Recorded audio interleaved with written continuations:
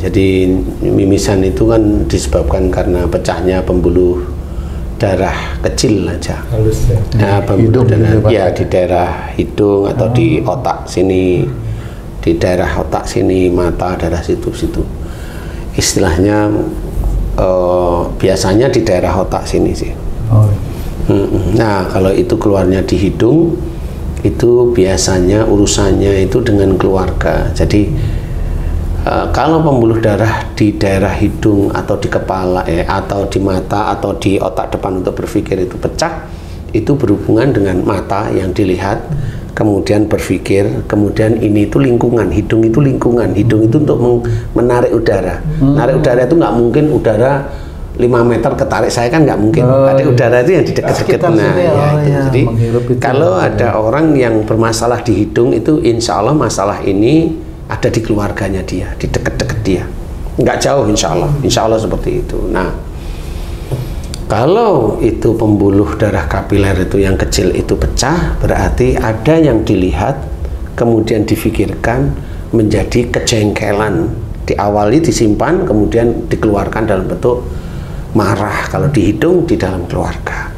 Nah, kalau ibaratnya saya ulangi lagi, mimisan itu adalah ada yang dilihat di sekitarnya, dipikirin dan menjadikan marah itu membesarnya kapiler kemudian pecah.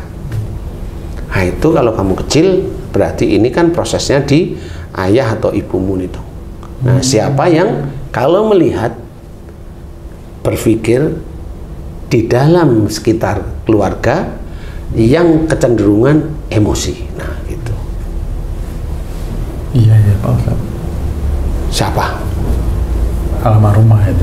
Almarhumah ibu berarti. Iya, nah, di situ ketahuan nanti kamu, iya ya, almarhum ibuku memang cenderung emosional dulu, kan gitu. Nah, itu insya Allah menyebabkan dalam kondisi kamu belum akil balik. Iya benar. Kan karena setelah itu dewasa, saya hilang lagi, ya. Ya. Benar. Ya, jadi kamu bikin mimisan orang malahan. Anak saya tuh.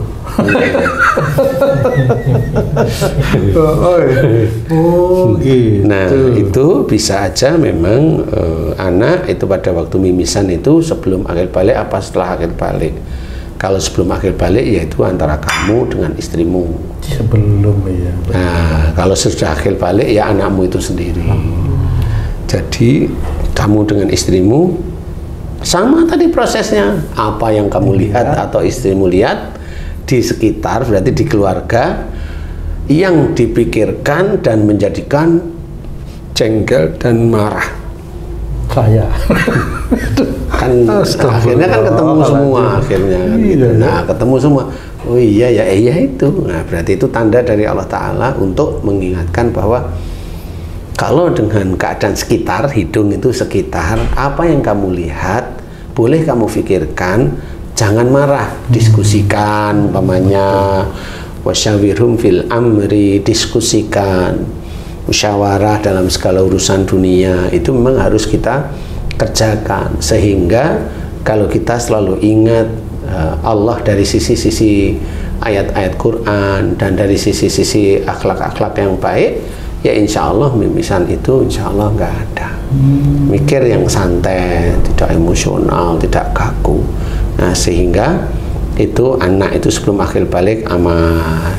Kemudian kalau setelah akil balik dilihat, nah kalau anakmu itu juga setelah akil balik juga mimisan agak sering, nah, anakmu punya tipikal apa yang dilihat dia nggak cocok langsung emosi, nggak, walaupun diam, gitu-gitu aja.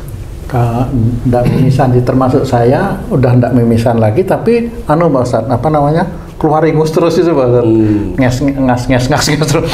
Nah, itu sampai saya menikah lah itu ya, sampai ketemu Pak Ustadz waktu itu. Terus baru hilang, lama juga tuh. Jadi darah diganti dengan ingus. Apakah ini sama Pak Ustadz ini? Mirip, cuma bedanya tidak kecenderungan, tidak emosional, tapi kecenderungan itu mikirnya itu padat. Mikir padat itu mikirnya itu lebih sering, lebih lebih ada emosional, tapi bukan marah ya bentuknya ya. Mikirnya itu ada keinginan, ada emosional lah, emosional, bukan marah ini. Jadi aku pengen ini, aku pengen ini. Nah, itu kan emosional namanya. Ya kecenderungan insya Allah seperti itu. Ya, jadi, benar. nah itu yang bikin ini ingus. Jadi dikit-dikit dipikirin, itu dipikirin. Akhirnya cerewet. Nah, mikir itu kan akhirnya cerewet. Kamu gitu, mikir ini akhirnya kamu cerewet. Akhirnya orang ngomong apa aja, kamu ngomong akhirnya. Nah di sini sebenarnya itu yang jadi ingus. Insya Allah seperti itu. Kalau itu memang terjadi ya itu ya kerjaanmu seperti itu ya. Sekarang belajar untuk tidak, serahkan sama Allah Ta'ala. Kalau sesuatu terjadi kemudian kita tidak mampu, serahkan sama Allah agar Allah nanti yang menata. Serahkan aja sama Allah Ta'ala, biar Allah yang mengatur semuanya. Ustaz, tadi mimisan Pak Tung tuh disebabkan karena dulu kepanasan kejemur. Nah, apakah mimisan ini yang disebabkan karena akhlak tersebut yang tidak ada perantaran sehingga dia mimisan, misalnya jatuh mimisan, kena bola misalnya mimisan, atau kejedut kepala orang mimisan? Apakah itu sama, Ustaz? Enggak sama, tapi intinya mirip aja. Mirip aja. Jadi istilahnya itu dipaksa agar orang itu faham dengan gayanya Allah. Kalau kejedut mimisan berarti cara dia berpikirnya itu keras kepala. Sudah enggak cuma emosi, keras kepala. Makanya kepalanya harus dibenturin. Jadi seperti itu. Jadi kalau kita pahami begitu, orangnya keras kepala biasa seperti itu. Amati aja orang yang kejedut-jedut itu masih keras kepala. Makin ngeri misalnya kejedutnya mobil gitu. Ya sama. Jadi dia orang yang menantang sesuatu. Apa yang dia pikirkan itu menantang keadaan. Nah, kalau itu mobil biasanya orang tuanya ngomong pun ditantang, ditabrak istilahnya. Jadi dia lupa bahwa dia anak, itu aja. Sehingga orang tuanya diladenin.